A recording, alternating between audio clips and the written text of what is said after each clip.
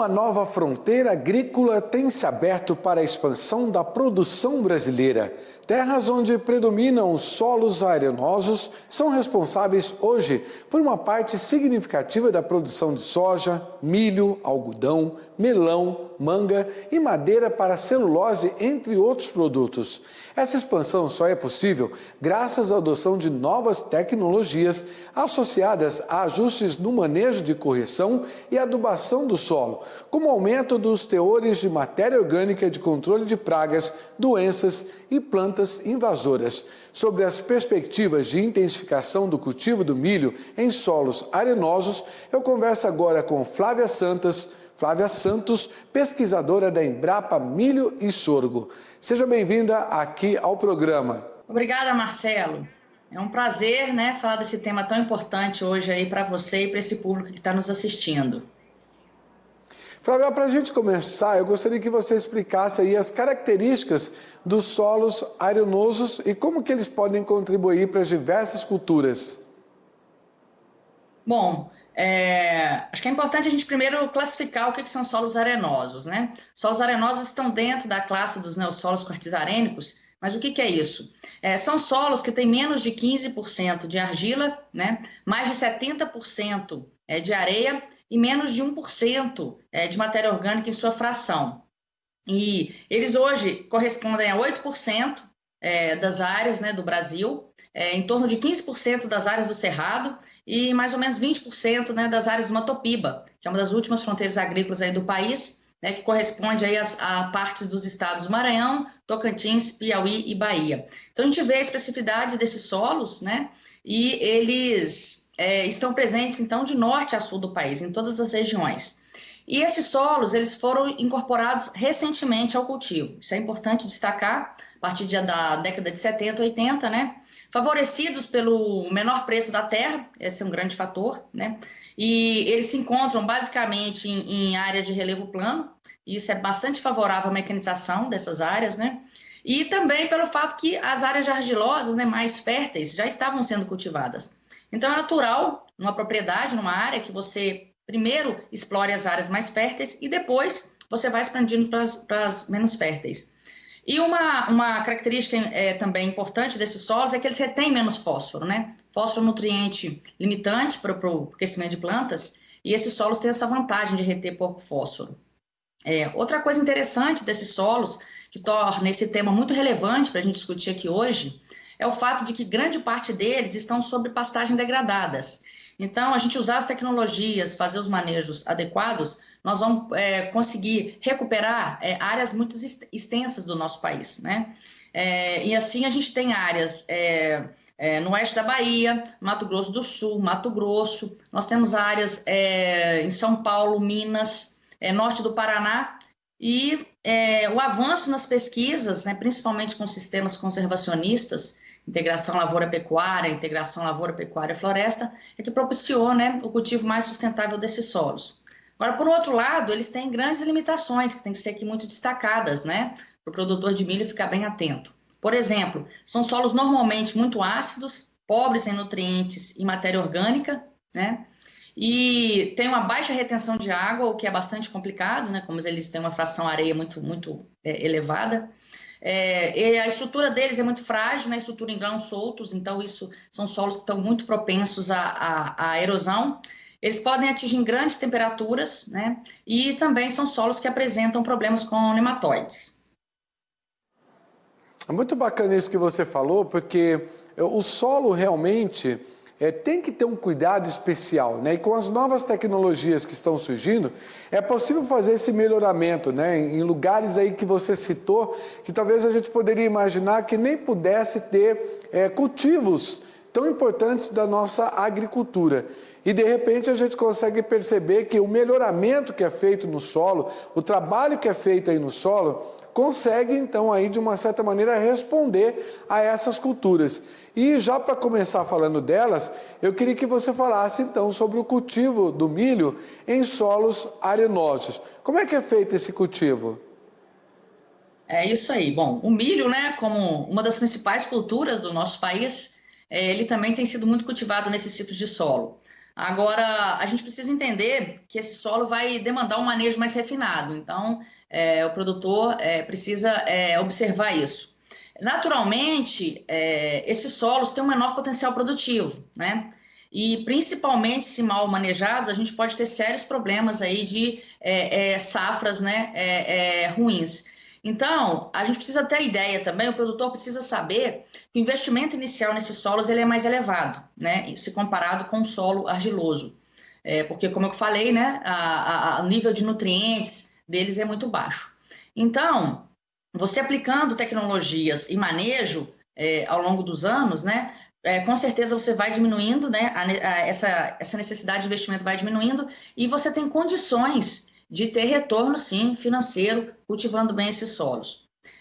Uma característica interessante é que, normalmente, esses solos são abertos, né, a história deles, eles foram abertos principalmente com a cultura da soja e com boas produtividades. A gente tem em torno de 60, até mesmo 70 sacas por hectare de soja sendo obtidos nesses solos. O milho, por ser uma cultura mais exigente, né, por suas características, exigir um solo mais fértil, ele deve ser cultivado nesses solos quando ele já tiver um nível mais adequado de fertilidade. Isso é importante, né? Não entrar direto com o milho num solo ainda de fertilidade baixa, tá? Algodão também, como você citou em diversas culturas, tem produzido muito bem, em torno de 300 arrobas por hectare, ou até acima disso, né? O milho, a gente tem exemplos, agora mesmo no oeste da Bahia, acima de 150, né, sacos por hectare de milho, então produtividades boas para essa condição, né? E a gente sabe que o que vai definir a produtividade, principalmente em sistemas de sequeiro, né, quando não se tem irrigação, claro, é a condição climática, a primeira coisa, mas também os manejos, né? Então, a gente tem que estar muito atento a isso, porque esses solos, né, guardando as devidas proporções, eles funcionam quase que como um sistema hidropônico, né? Como tem muito pouca argila, enfim, muita pouca matéria orgânica, então a água aí é um fator fundamental, né? Então, eles estão mais vulneráveis também a mudanças de amplitudes de safras. Então, normalmente, quando chove bem, você tem grande chance de produzir bem. Quando não chove bem, o risco é muito alto. Isso considerando que o manejo vai estar adequado. Então, produtor de milho, o que a gente precisa alertar vocês? Importante saber que nesse tipo de solo, qualquer mudança, né, um erro que você comete, as mudanças são mais rápidas, né? Ou, digamos, o seu erro aparece de forma mais rápida. Então, ele, nesse sentido, ele é um pouco mais complicado de manejar do que o solo argiloso. A gente diz que errar num solo arenoso é muito mais complicado que errar num solo argiloso, né? Que mostra muito menos aí, às vezes, essa frustração de safra. É como, às vezes, um vizinho está produzindo bem, o do lado não, enfim. E, às vezes, pode ser detalhes, às vezes, principalmente nessa questão do manejo, que é onde a gente consegue mexer, né? É isso que eu achei interessante que você falou aí. De repente o solo do vizinho tá bem produtivo, tá funcionando muito bem para a cultura e de repente o meu lá que eu estou tentando, né, fazendo a coisa acontecer não vai. O que seria esse detalhe? Agora eu fiquei curioso. Passa para a gente aí. É exatamente a maneira de encontrar a forma correta de trabalhar esse solo? Explica melhor para a gente essa parte. Eu digo que manejar o solo em qualquer situação é muito importante, né, Marcelo? Mas no solo arenoso é muito mais. Então, esse é o grande detalhe, é o grande desafio que a gente vem enfrentando, a gente que trabalha nesse ambiente, tá? Então, o manejo é fundamental, porque, como eu disse, né, infelizmente, a gente não tem o poder de mexer no clima, né? Considerando os sistemas de sequeiro, não os sistemas irrigados. Vamos pensar no de sequeiro, né, que é a maior parte aí, grandes áreas que a gente tem aí no país. Então, a gente pode mexer no manejo. Então, você com manejo adequado, você aplicando tecnologias adequadas, você tem condições de minimizar os efeitos danosos desse clima, né?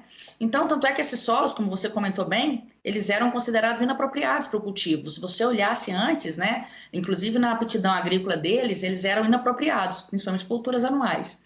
Mas o avanço, né, do próprio produtor, que realmente é um guerreiro aí que a gente tem, né, no nosso país, e das tecnologias também, das pesquisas, né? Com os avanços disso, a gente conseguiu trazer condições de manejar melhor esses solos, de produzir bem nesses solos, né? Então, aí quais são as bases para isso, Marcelo? Que tem que ficar muito claro. A gente tem que ter principalmente um diagnóstico climático muito bem feito e um diagnóstico das condições de solo, né? Então, você precisa conhecer os regimes de chuva, a frequência de veranicos das áreas, as condições de temperatura, né, entre outras informações. Aí, por exemplo, eu mesmo, né, eu tenho mais trabalhos ali no oeste da Bahia. Lá, pelas condições climáticas, que ali a chuva começa normalmente em outubro, novembro e vai parar em abril, né, março, abril, você não tem condições de fazer safrinha. Já em regiões como, por exemplo, no Mato Grosso do Sul, que chove melhor e que tem uma distribuição de chuva melhor, você tem condições de fazer safrinha. Então, você, olha só, você tem duas áreas arenosas, mas pela condição climática são totalmente diferentes. Então, o produtor de milho, numa condição, por exemplo, dessa que não pode fazer safrinha, né, que é mais difícil, numa área onde pode, quer dizer, as condições deles, né, talvez os manejos vão ter que ser bem diferenciados. E aí que entra um elemento extremamente importante que nós temos, que é o ZARC, né, que é o Zonamento Agrícola de Risco Climático, que o produtor tem isso, né, disponível. O ZARC é elaborado por diversas instituições e ele te dá o período, né, a data, de período de plantio, né, por cultura e por município. E o que o ZARC leva em conta? Ele leva em conta a característica do clima, tipo de solo, e aí vem, né, um grande tema que nós estamos falando aqui, né? O ciclo das culturas também leva em conta isso, e buscando evitar que, né, as fases mais críticas da cultura, desenvolvimento da cultura, coincidam com as adversidades climáticas, tá? Então, isso é muito importante. Nós temos esse sistema disponível no mapa, né, no nosso Ministério da Agricultura. Então, o produtor entra lá no site, ele escolhe, por exemplo, ele escolhe a safra, ele escolhe a cultura, a unidade da federação, né, o estado que ele está, o grupo de maturação, por exemplo, no caso do milho, temos o grupo 1, que é menos de 120 dias, né, de ciclo, o grupo 2, que é de 120 a 145 dias, o grupo 3, que é acima de 145 dias. Ele escolhe o tipo de solo, olha que interessante, para ver como o solo é importante, esse tema nosso que é importante. Então, você tem lá solo arenoso, solo textura média, solo argiloso, né? E também o município que esse produtor se encontra, ou o município mais próximo. Aí você tem dados da porcentagem de risco a cada 10 dias. Então, isso é bem interessante. Só para ter um exemplo que eu separei para vocês, né? Em Cocos, lá na região onde a gente trabalha, na Bahia, para a safra 2020-2021, considerando o milho, por exemplo, do grupo 1, que seria um milho com um ciclo menor que 120 dias, se você plantar, né, na verdade, em janeiro, você vai ter um risco de 40%, num solo arenoso. De fevereiro a outubro, num solo arenoso, não recomenda plantar. Aí, nos primeiros 10 dias de novembro, você vai ter 20% de risco. De 10 a 20 de novembro, você vai ter 30% de risco. E de 20 a 30 de novembro, você vai ter 30% de risco no plantio. Em dezembro, não recomenda plantar. Agora, vamos para um solo argiloso. Olha só a diferença. Um solo argiloso, o que vai acontecer? Você vai ter 30% de risco de janeiro até 10 de fevereiro. Depois dos 20 dias de fevereiro até os primeiros 10 dias de outubro, não recomenda plantar. Aí depois, nos outros dias 20 de outubro, você vai ter um risco aí em torno de 20%, né? Depois, em novembro, você vai ter um risco de 40% em outubro. Em novembro, você vai ter um risco de 20%. Em dezembro, você vai ter um risco de 40% se implantar milho no solo argiloso. Com isso que eu comentei, você pode perceber que a janela de plantio num solo argiloso é muito maior que no solo arenoso e que o risco no solo argiloso também ele é menor. Então, quer dizer, os riscos aí do solo arenoso bem maior e o produtor tem que realmente estar atento a essas coisas. Uma outra condição que a gente precisa ter, observar, eu falei do clima, agora vamos falar do segundo pilar, que é o solo, né?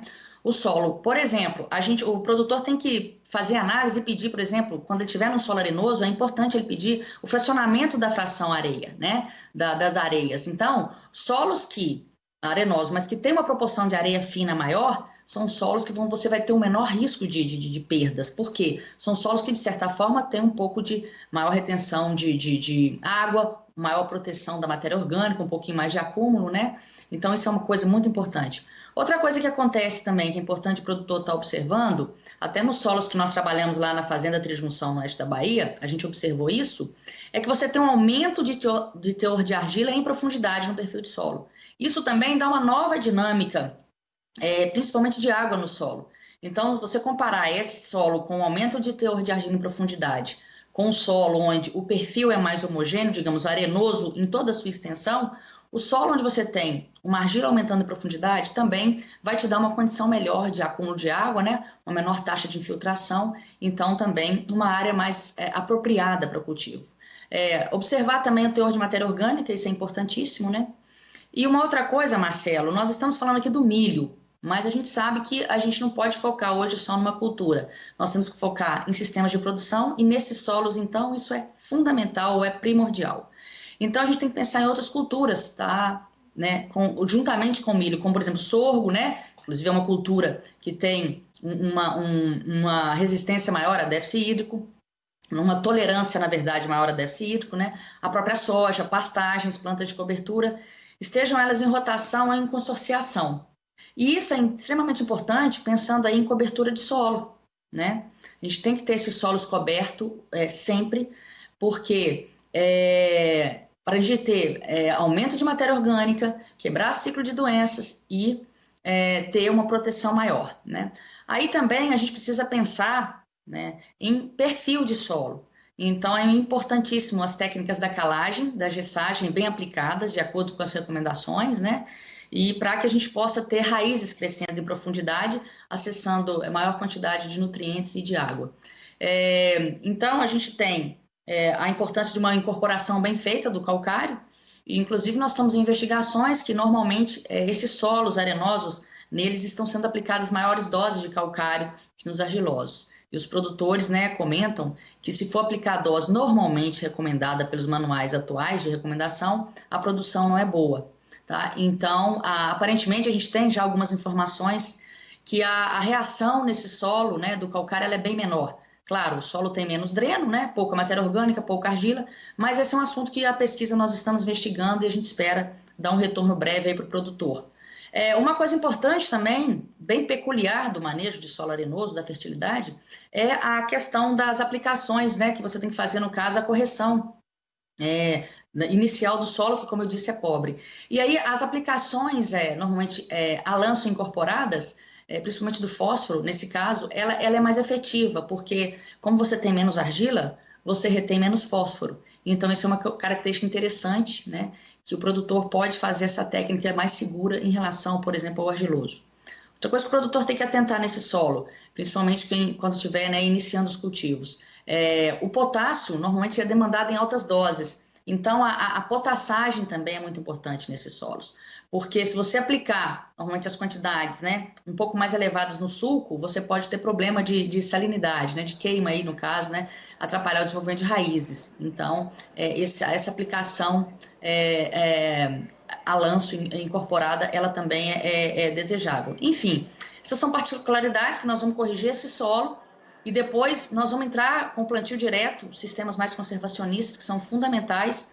E a ideia, Marcelo, depois que a gente fez toda essa correção no perfil, inclusive com os outros nutrientes, né, macro e micronutrientes, a gente não mexe mais nesses solos, tá? Como eu disse, né, a estrutura deles é muito fraca, então nós precisamos evitar erosão, precisamos evitar assoreamento de corpos d'água. E aí depois nós viremos também com as adubações de manutenção. E aí uma coisa extremamente importante, o uso de plantas de cobertura, sejam gramíneas, sejam leguminosas, né? Porque, como eu comentei, eu reforço, esses solos têm sempre que estar cobertos. E aí que vem uma coisa interessante, a questão da temperatura.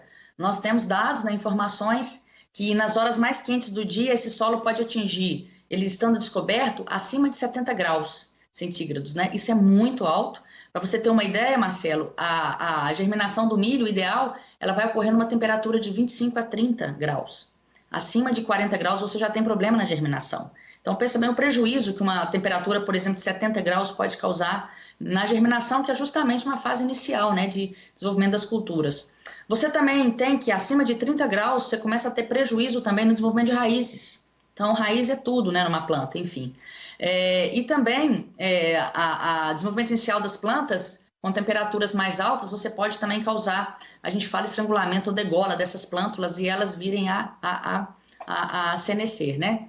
Então, é importante demais a consorciação e nós temos tido muito sucesso com o milho consorciado com pastagens, principalmente braquiária, que é uma realidade que veio propiciar um manejo mais sustentável desses solos, mas temos outros consórcios, por exemplo, com pânicos, né, com leguminosas como estilosantes, E aí vem também um outro componente fundamental para o uso desses solos, que são os sistemas integrados, né? Integração lavoura-pecuária, integração lavoura-pecuária-floresta, que garante aí maior chance de sucesso do uso desses solos.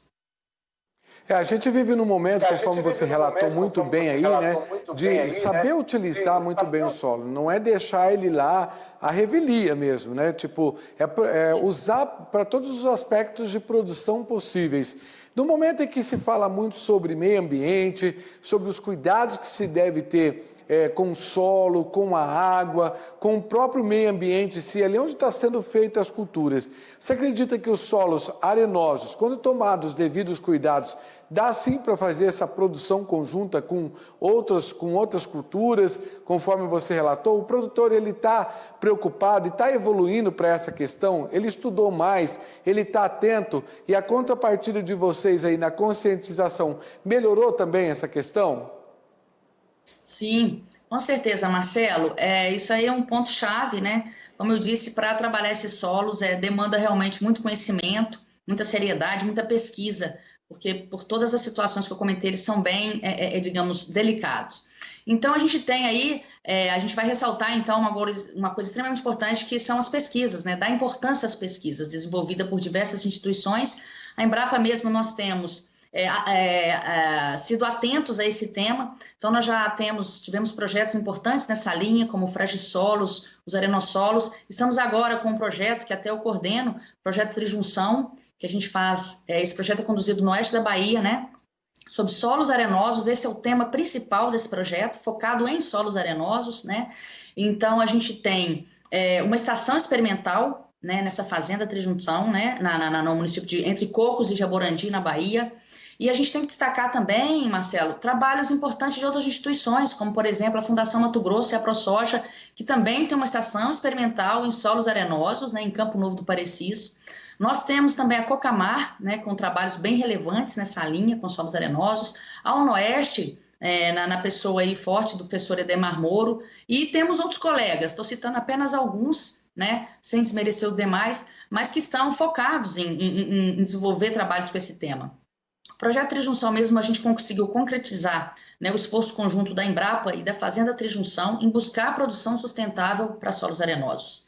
E com isso a gente quer ser referência, né, para outros produtores da região, né, que também estão nessas condições. Então a gente busca, aí que vem a importância do que você falou, a gente busca a harmonia da produção, né, de maior produtividade, que a gente precisa, né, de ter produtividades aí, elevadas, né, com harmonia com o meio ambiente. Então, a gente busca proteção de solo, a gente busca fixação de carbono, conservação da água, a gente busca manejo integrado de pragas e doenças. E isso tudo, né, para evitar, né, nós queremos reduzir a pressão de abertura de novas áreas, que a gente não precisa disso, né? Com o que a gente tem de tecnologia, a gente tem condição de, como eu disse, recuperar essas áreas, né? Então, a gente tem aí diversas pesquisas multidisciplinares e o produtor de milho precisa ter essa consciência, né, que vai envolver diversos conhecimentos para trabalhar com esse solo. Para você ver a relevância desse tema, nós temos hoje eventos nacionais, como, por exemplo, o Simpósio Brasileiro de Solos Arenosos, que ocorre a cada 2 anos.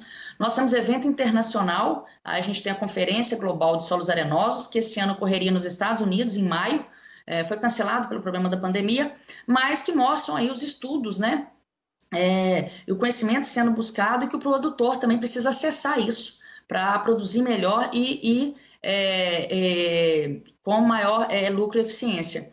Então, Marcelo, os estudos não esgotam, né? A gente precisa avançar muito ainda, e aí por isso a importância que o Milho Plus trouxe hoje para a gente desse tema, né? E além de ressaltar a importância dessas parcerias público-privadas, como exemplo que eu citei, né, entre a Embrapa e a Fazenda Trijunção, a gente não pode deixar de citar o produtor, que é o principal parceiro nosso, né? E, como você colocou, os mercados estão cada vez mais exigentes por produtos de melhor qualidade, principalmente ambientalmente corretos, digamos assim, né? O produtor, principalmente aqui do Brasil, já está crescendo muito essa consciência, mas do exterior, você sabe a exigência que já existe. Então, nós trabalhando junto com o produtor, essa parceria, a gente vai buscar justamente isso, né? Produzir de forma mais sustentável, né? Respeitando o meio ambiente, né? E também gerando, claro, lucro e renda para as famílias que estão envolvidas aí na produção agrícola do nosso país, né? E buscando aí oferecer, então, qualidade, né? Produtos aceitáveis às pessoas que estão aí na cidade, né? Precisamos mostrar para a população urbana que uma agricultura, né, bem feita, bem manejada, realizada de forma séria e consciente, ela pode ajudar muito o meio ambiente, né? Evitando a abertura de novas áreas e otimizando, né, justamente o uso desses solos aí, principalmente esses solos arenosos, que a gente espera que a gente não chegue em condições, como a gente tem alguns relatos, inclusive de áreas desertificadas, infelizmente, por falta de um manejo correto, né? É isso que a gente busca aí com as nossas pesquisas, com os nossos trabalhos. Aqui nós já estamos com um pouquinho de tempo para a gente finalizar. Eu gostaria só que você falasse aí então da Embrapa, onde você está situado aí em Sete Lagoas, e como que o produtor pode ter acesso a essas pesquisas e, é claro, a extensão que vocês oferecem para eles. Bem rapidinho aí, a gente tem 30 segundos para a gente finalizar. Nós estamos, né? Estou lotada na Embrapa Melisorgo, nós ficamos em Sete Lagoas, Minas, né? Nós temos as nossas páginas, né? Tanto na internet, nas mídias sociais, Facebook, Instagram, diversos canais. Temos o nosso saque, né? O saque da Embrapa também, que o produtor pode acessar. Temos também os contatos telefônicos e nós estamos à disposição para o que o produtor precisar, não só para esse tema, como diversas outras pesquisas que a nossa unidade desenvolve. Certo, Flávia, muito obrigado pela sua participação, por essa verdadeira aula, né, que nós tivemos hoje aqui. Com certeza o produtor também aproveitou muito. Muito obrigado aqui pela sua participação. Eu que agradeço, Marcelo. Um grande abraço, sucesso para todos vocês aí, viu? Muito obrigada mais uma vez. Para você também. E é claro, para você que nos acompanhou, muito obrigado pela sua audiência, muito obrigado pela sua atenção. Continue aqui na programação do AgroMais, seu canal 100% Agroinformação. Até!